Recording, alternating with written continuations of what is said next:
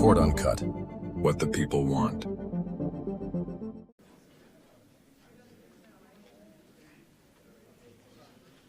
Okay, ladies and gentlemen, we're about to begin.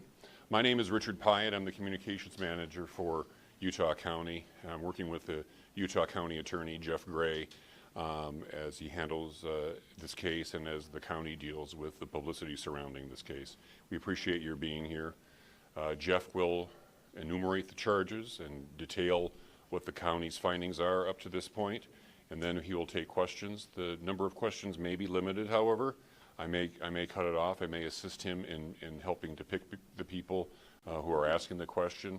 We just ask that you keep the questions to the process of what we're talking about and refrain from asking questions that speculate or get into the political dynamic of the case. For Utah County, this is a murder case, and we're trying a murder case. We're trying to keep the questions to that, but I understand that you're under pressure and have a lot of different questions, and we'll try to answer them. We're joined today by our sheriff and our prosecution team and our county commissioners. Jeff is going to be the only one speaking right now, and I'll introduce right now County Attorney Jeff Gray.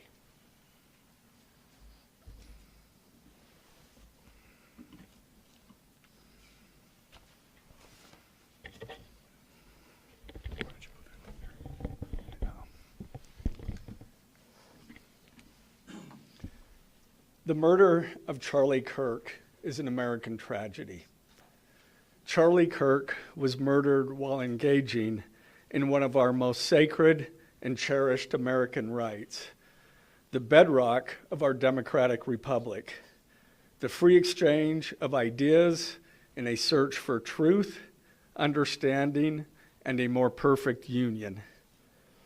It is also an offense against the state and to the peace and enjoyment of the people of Utah and of all those who visit here.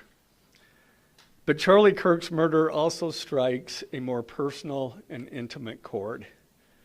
Charlie Kirk was first and foremost a husband and a father to two beautiful young children. He was a son, he was a brother, and a friend. Like all murders, the senseless and needless taking of Charlie Kirk's life has shattered the lives of those he loved and those who loved him.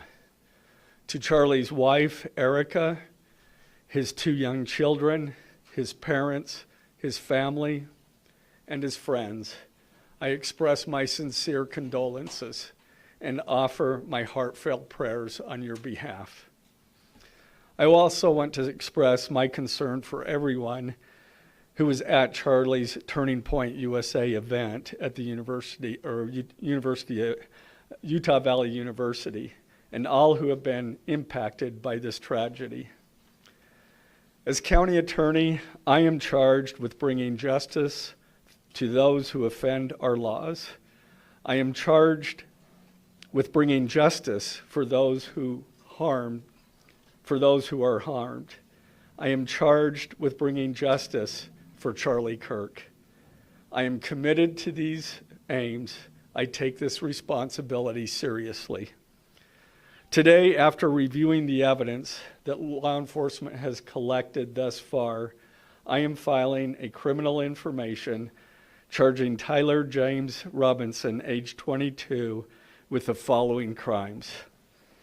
Count 1, aggravated murder, a capital offense, for intentionally or knowingly causing the death of Charlie Kirk under circumstances that created a great risk of death to others. Count 2, felony discharge of a firearm causing serious bodily injury, a first-degree felony. The state is further alleging aggravating factors on counts 1 and 2 because the defendant is believed to have targeted Charlie Kirk based on Charlie Kirk's political expression and did so knowing that children were present and would witness the homicide. The state is also charging defendant with count 3, obstruction of justice, a second-degree felony, for moving and concealing the rifle used in the shooting. Count 4, obstruction of justice, a second-degree felony for disposing the clothing he wore during the shooting. Count 5, witness tampering, a third-degree felony for directing his roommate to delete his incriminating texts. Count 6, witness tampering, a third-degree felony for directing his roommate to stay silent if police questioned him. And count 7, commission of a violent offense in the presence of a child, a Class A misdemeanor, for committing homicide knowing that children were present and may have seen or heard the murder and did so based on Charlie Kirk's political expression. Also, following the press conference, I am filing a notice of intent to seek the death penalty. I do not take this decision lightly, and it is a decision I have made independently as county attorney, based solely on the available evidence and circumstances and nature of the crime. Because we are seeking the death penalty, the defendant will continue to be held without bail in the Utah County Jail. Turning to the 10-page information, these are the allegations. On September 10th, 2025, at approximately 12:23 p.m., Charlie Kirk was shot and killed while speaking to a large crowd on the campus of Utah Valley University in Orem, Utah.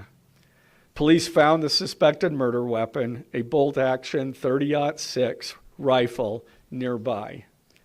Over the next approximately 33 hours, police conducted a manhunt for the shooter until the evening of September 11th, 2025, when Tyler James Robinson surrendered to police at the Washington County Sheriff's Office.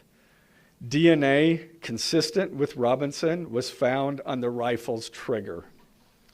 After shooting Mr. Kirk, Robinson hid the gun, discarded the clothing he wore when he fired the rifle, and told his roommate to delete incriminating text messages and not talk to police. Children were present at the time of the shooting. The shooting. Turning Point USA, a nonprofit organization founded in 2012 by Charlie Kirk, organized a public outdoor event to be held at noon on September 10th, 2025 at UVU. The event was the first in a series of similar events to be held at college campuses nationwide. Mr. Kirk is a well-known conservative activist famous for these type of events where he discusses various political issues and debates with audience members. His events and comments have garnered a significant number of supporters and drawn the ire of many who disagree with his political views. The event at UVU was announced far in advance and garnered significant publicity and interest. Consequently, several hundred people attended. Mr. Kirk was interacting with a crowd before the event officially got underway. Then, at approximately noon, Mr. Kirk seated himself under a portable canopy behind a table and microphone. He began speaking to the crowd and fielding questions from attendees, a format Mr. Kirk commonly used at his events. Mr. Kirk allowed his questioners to approach a microphone positioned directly in front of him. Mr. Kirk's team members were very close to him on his right and left, as well as some behind his canopy and others at various close locations near him. The large crowd surrounded Mr. Kirk on three sides. Temporary metal fencing separated attendees from Mr. Kirk by only a matter of feet. Directly above and behind Mr. Kirk was the UVU Hall of Flags, an indoor walkway spanning several hundred feet with floor-to-ceiling glass windows which overlooked the plaza where Mr. Kirk was seated. people were in the walkway at the time of the shooting. Approximately 15 minutes into the event, Mr. Kirk was answering a question about mass shootings by transgender individuals when a gunshot rang out. The bullet struck Mr. Kirk in the neck. He slumped to the ground almost immediately. The bullet's trajectory passed closely to several other individuals beside Mr. Kirk, including the questioner who was standing directly in front of Mr. Kirk. Children were visible near Mr. Kirk's stage when he was shot. Mr. Kirk was rushed to a nearby hospital where he was declared deceased. The medical examiner's report is still pending. So UVU surveillance. So at the moment of the shot, a UVU police officer was watching the crowd from an elevated vantage point. As soon as he heard the shot, he began to scan the area for threats. Believing the shot came from a rifle because of its sound, he looked for potential sniper positions. He noted a roof area approximately 160 yards away from Mr. Kirk as a potential shooting position and rushed there to look for evidence. The suspected shooting position is adjacent to an open, publicly accessible walkway. To access the suspected location, a person must climb over a railing and then drop to the roof only slightly below. The UV officer climbed over the railing and down onto the roof. He then walked to the suspected shooting position and confirmed a clear shooting corridor between the position and Mr. Kirk's seat. He also noticed markings in the gravel rooftop, consistent with a sniper having lain on the roof, impressions in the gravel potentially left by the elbows, knees, and feet of a person in a prone shooting position. Police reviewed surveillance from the camera covering the roof and discovered that it recorded an individual dressed in dark clothing cross the railing from the public walkway and drop onto the roof at approximately 12:15 p.m. Although the individual moved out of the camera's view for a short time, the camera again captured the individual running across the roof and then low crawling to the area the UVU officer recognized as where the suspected sniper had dropped into a prone shooting position. After a short time, which matches the known time of the shot, the individual arose and ran across the roof to the northeast. This discovery led to an intensive review of UVU surveillance recordings to attempt to track and identify the suspect. Surveillance revealed the following. At approximately 11:51 a.m., the suspect entered campus from the north. He is seen wearing a black shirt with an American flag in the center, a dark baseball cap, and large sunglasses. Throughout the surveillance, the suspect keeps his head down and rarely raises his head enough to get a clear image of his face. As he proceeds across the campus, he is seen walking with an unusual gait. The suspect walks with very little bending in his right leg, consistent with a rifle being hidden in his pants. This unusual gait continues until the suspect is seen crossing the railway off the open walkway and onto the roof, where he leaves the camera's view. A camera later captures the suspect as he runs across the roof to the suspected shooting position. Immediately after the shot was fired, a camera captures the suspect running across the roof carrying an item whose shape is consistent with a rifle. The suspect is then seen climbing down from the roof. He appears to drop the item he was carrying as he hits the ground in a controlled fall. He then picks up the item and runs toward the northeast end of campus. Expanded crime scene investigation. Law enforcement officers followed the suspect's escape path to the northeast end of campus, where they believe the suspect left campus and entered a wooded area. In that wooded area, investigators found a bolt-action rifle wrapped in a towel. The rifle contained 1 spent round and 3 unspent rounds. This is consistent with the facts officers observed at the time of and immediately after the shootings. No shell casings were found on the roof, suggesting a bolt action rather than an auto-loading weapon, and only a single round was fired. Each round in the rifle contained an etched inscription as follows. The fired cartridge was etched, "No Tice's bulge, OWO, what's this?" The second cartridge that was again not spent, the last 3 were not spent, were not fired. The second, "Hey fascist, catch," with arrow symbols. The third cartridge, "Oh Bella Chow, Bella Chow, Bella Chow, Chow Chow." The fourth cartridge, "If you read this, you are gay," LMAO. The rifle, ammunition rounds, and towel were sent for forensic processing. DNA consistent with defendant was found on the trigger, other parts of the rifle, the fired cartridge casing, 2 of the 3 unfired cartridges, and the towel. Law enforcement was unable to immediately locate the shooter, so they published photos of the shooter from the UVU surveillance cameras and asked for the public's help to identify him. Meanwhile, law enforcement continued to try to identify the shooter through other means. The Washington County investigation.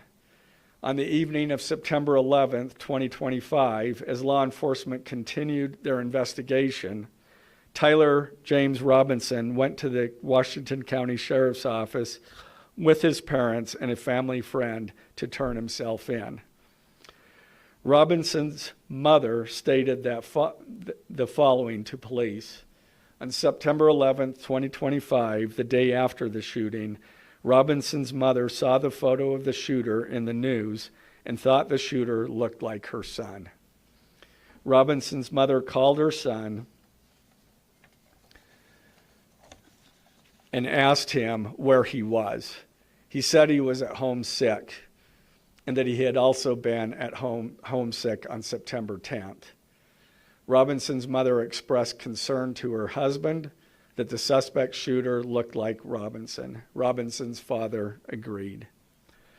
Robinson's mother explained that over the last year or so, Robinson had become more political and had started to lean more to the left, becoming more pro-gay and trans rights oriented. She stated that Robinson began to date his roommate, a biological male who was transitioning genders. This resulted in several discussions with family members, but especially between Robinson and his father, who have very different political views. In one conversation before the shooting, Robinson mentioned that Charlie Kirk would be holding an event at UVU, which Robinson said was a stupid venue for the event. Robinson accused Kirk of spreading hate. Robinson's father reported that when his wife showed him the surveillance image of the suspected shooter in the news, he agreed that it looked like their son. He also believed that the rifle that police suspected the shooter used matched a rifle that was given to his son as a gift.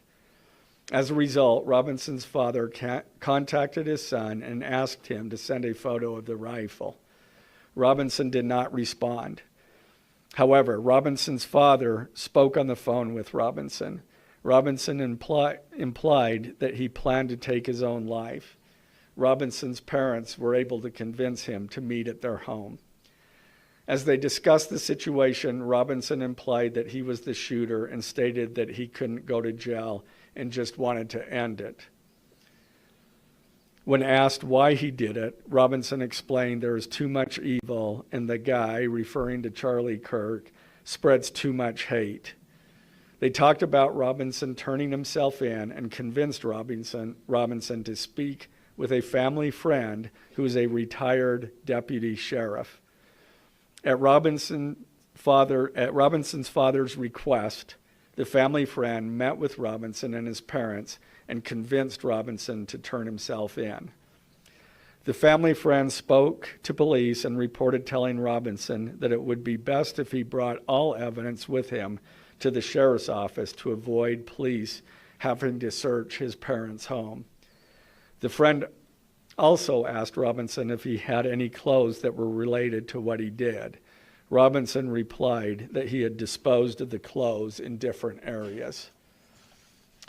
The roommate.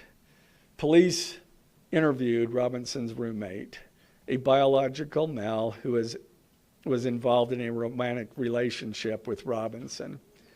The roommate told police that the roommate received messages from Robinson about the shooting, and he did provide those messages to police. On September 10th, 2025, the roommate received a text message from Robinson which said, "Drop what you're doing. Look under my keyboard." The roommate looked under the keyboard and found a note that stated, quote, "I had the opportunity to take out Charlie Kirk, and I'm going to take it." Police found a photograph of this note. The following text exchange, then took place. After reading the note, the roommate responded, "What? You're joking, right?" Robinson, "I am still okay, my love, but am stuck in Orem for a little while longer yet. Shouldn't be long until I can come home, but I gotta grab my rifle still. To be honest, I had hoped to keep this secret till I died of old age. I am sorry to involve you." Roommate, "You weren't the one who did it, right?" Robinson, I am. I'm sorry." Roommate, "I thought they caught the person." Robinson, "No, they grabbed some crazy old dude, then interrogated someone in similar clothing.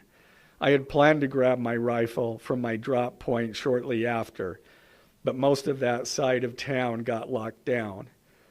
It's quiet, almost enough to get out, but there's one vehicle lingering." Roommate, "Why?" Robinson, "Why did I do it?" Roommate, "Yeah." Robinson, "I had enough of his hatred. Some hate can't be negotiated out. If I am able to grab my rifle unseen, I will have left no evidence. Going to attempt to retrieve it again. Hopefully they have moved on. I haven't seen anything about them finding it." Roommate, "How long have you been planning this?" Robinson, "A bit over a week, I believe. I can get close to it, but there is a squad car parked right by it. I think they already swept that spot, but I don't want to chance it." Robinson again, "I'm wishing I had circled back and grabbed it as soon as I got to my vehicle. I'm worried what my old man would do if I didn't bring back Grandpa's rifle. IDEK if it's had a serial number, but it wouldn't trace to me. I worry about prints. I had to leave it in a bush where I changed outfits. Didn't have the ability or time to bring it with. I might have to abandon it and hope they don't find prints. How the F will I explain losing it to my old man? Only thing I left was the rifle wrapped in a towel. Remember how I was engraving bullets? The F in messages are mostly a big meme. If I see notice bulge UWU on Fox News, I might have a stroke all right. I'm going to have to leave it. That really effing sucks. Judging from today, I'd say Grandpa's gun does just fine, IDK. I think that was $2K scope. Wink, wink. Robinson again, delete this exchange. Again, Robinson, my dad wants photos of the rifle. He says Grandpa wants to know who has what. The feds released a photo of the rifle, and it is very unique. He's calling me, RN. not answering. Robinson, since Trump got into office, my dad has been pretty diehard MAGA. Robinson, I'm going to turn myself in willingly. One of my neighbors here is a deputy for the sheriff. Again, you are all I worry about, love. That came from Robinson. Roommate, I'm much more worried about you. Robinson, don't talk to the media, please. Don't take any interviews or make any comments. If any police ask you questions, ask for a lawyer and stay silent. The search for Robinson's residence. Police executed a search warrant on Robinson's residence. During that search, police discovered a shell casing with etchings like the etchings found on the shells in the rifle near UVU. Police also found several target boards with bullet holes in Robinson's home. Now, as I stated in the beginning, when I read those allegations, these are allegations. And like the evidence set forth in this statement, those allegations, what you've heard from the media, even from state and federal officials, has not been tested in the crucible of a jury trial. I understand the public's desire to know the facts. My own family members have pressed me for information.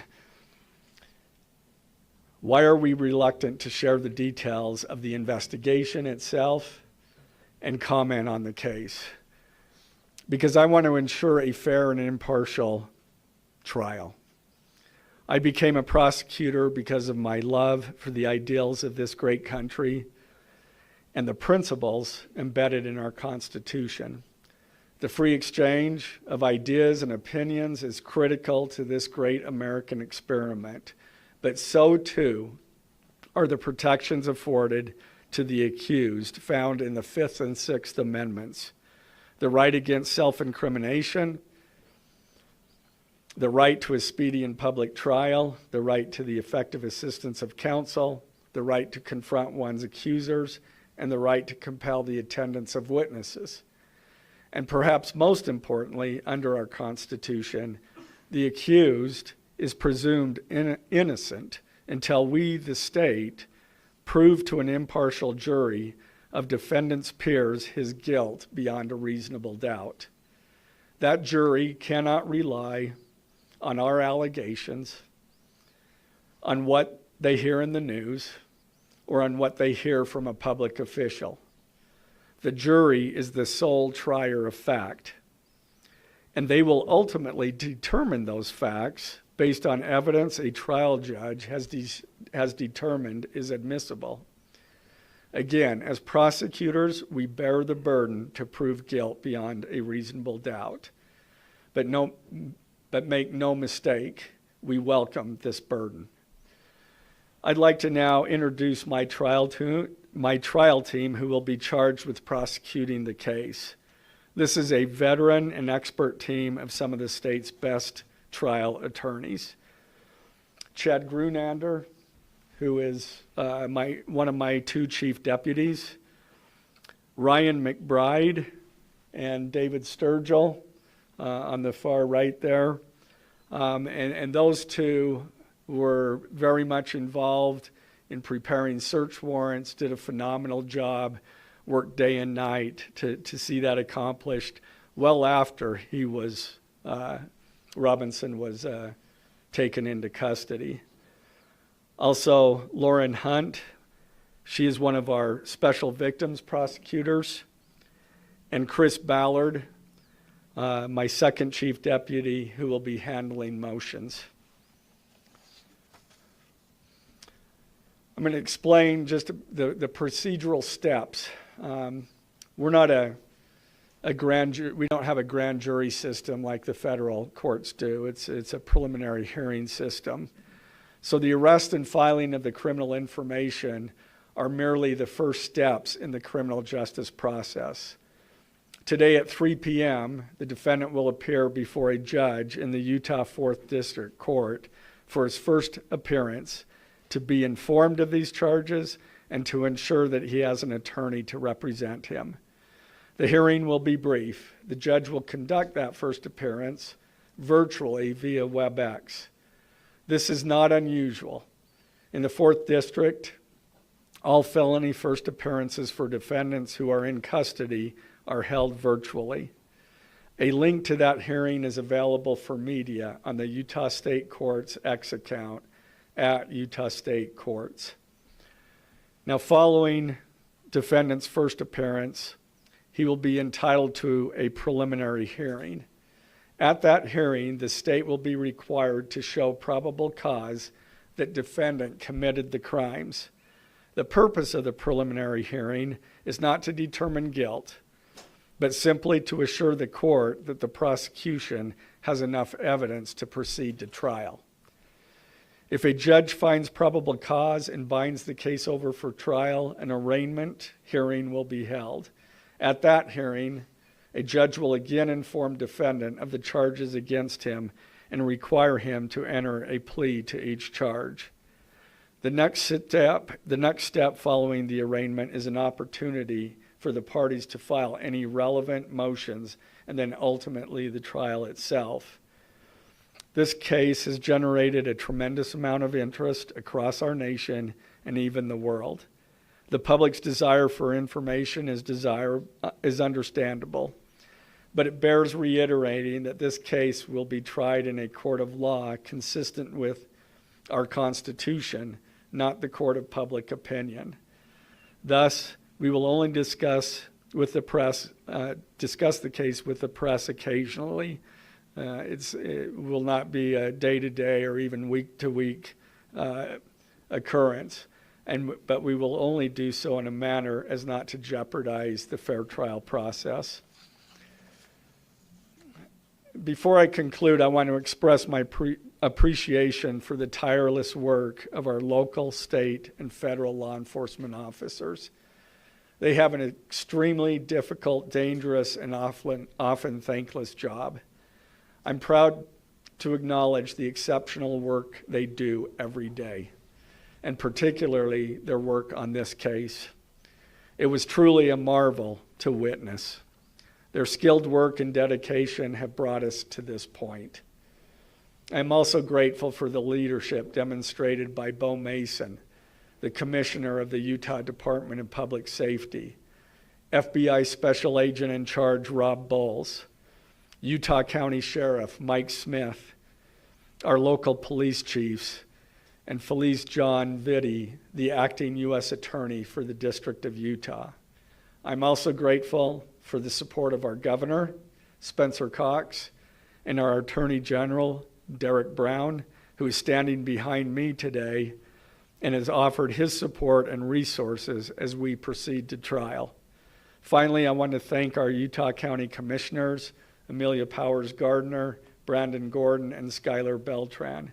They too have pledged to assist with the resources needed to successfully prosecute this case. I will now take a few questions. For questions, ladies and gentlemen, just really fast, if you could identify yourself and what organization. Yeah, thank you. Okay.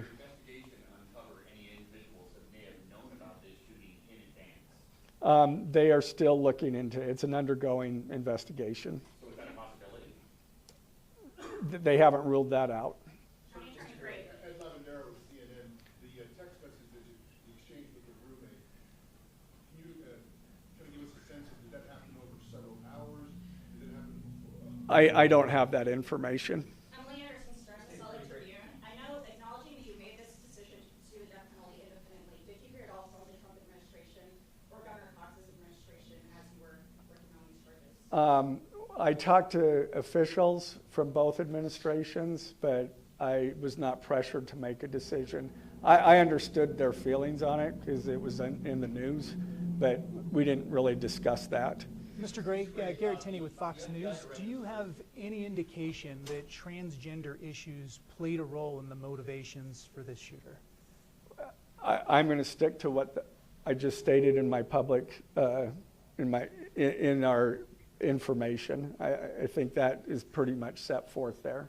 Mr. Gray, Ben Winslow, Fox 13 News. Just asking, are you planning planning to file additional charges against anyone else in connection with this? Again, we don't have any information at this point of additional suspects, but I know that our law enforcement agencies are continuing to follow leads. Mr. Gray, the FBI director today said that you are, quote, or that other people, a number of people are being investigated and interrogated.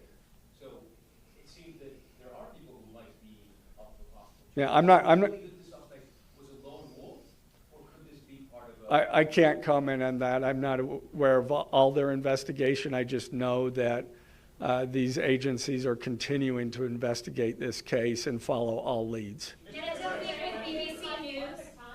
Would like to know, how does this possibly interface with any federal authorities? That's up to the feds. They have different charges, and they're reviewing the evidence. And after they review the evidence and the law, they could file charges, but I'm not privy to exactly what they're looking at. Jenna Tillman with the BBC. You spoke a lot about text messages with the roommate. The governor previously said the roommate is cooperating, but could we see charges against the roommate? Again, I'm not prepared to answer that question. Is it unusual to cite political motivation as an aggravating circumstance? It's part of our code, and so we charge that. For those that aren't of a legal mind, is this a confession to text messages? Is that legally a confession? And is he cooperating since he's been taken into custody? Ultimately, a judge will determine that at trial. And cooperation, has he spoken at all? Has he been cooperating? Since he's turned- Again, I'm not going to comment on that. I think that any statements at all. Mr. Gray, what would you just be indicating? Okay. What would you tell us about the suspect's time online that some say radicalized him? I am not aware of that information. It's, again, still under investigation. And has he expressed any remorse so far about this? I am not going to comment on that. Is he continuing to not cooperate? I am not going to comment on that. Mr. Gray, the FBI director has been way out in front in terms of presenting evidence to the public. Your team has been very circumspect, very measured in what they lay out. Has that hampered your investigation and the build-up to this? Well, as attorneys, we typically like to control that information to preserve an impartial jury and a fair trial. Excuse me? I don't have that information. Can you tell us more about what the family may have said in interviews? His Um, father's mother? What the family said is what I provided. Do you anticipate that the defense will try to get this trial moved out of Utah County, and how will you respond to that? That, from where? From Utah County? That the defense will be from Utah County? Well, that they will try to get the trial moved to different locations. I couldn't predict what they're going to do. You say any of this just the timing of the shot and the question that was asked about mass shooting transgender, is that more than coincidence? That will be for a jury to decide. Mr. Gray, are you confident that the roommate had no part of this attack whatsoever? Again, I'm not going to comment on the evidence. But the evidence so far, does it show any involvement? Again, I'm not going to comment on other than the facts that or the evidence that we've gathered so far. The DNA here in the press conference jeopardized his right to a fair trial? I don't believe so. This is part of a public document that we have to file as we file a criminal information. We have to file a probable cause statement. That's a public document, and so we're comfortable with that. Are his parents and the roommate still cooperating? I'm not going to comment on that either. The FBI has said that the suspect had a hatred of Kirk. What else can you share about that? I can't share any more than what I've already said. This was an incredibly precise shot. Do you have any evidence that he went places to practice or have tracked his movements before the shooting that's giving you insight into how he prepared? The evidence that I'm willing to share is what I just read in our statement, and it's in the Ladies and gentlemen, information. I'm afraid we're going to have to cut it off there. Okay. Did you consult Eric and Kirk about seeking the death penalty? I'm not going to comment on that. Okay, thank you, ladies and gentlemen. Thanks for watching. Make sure to hit that like and subscribe button for more crazy court hearings like this one.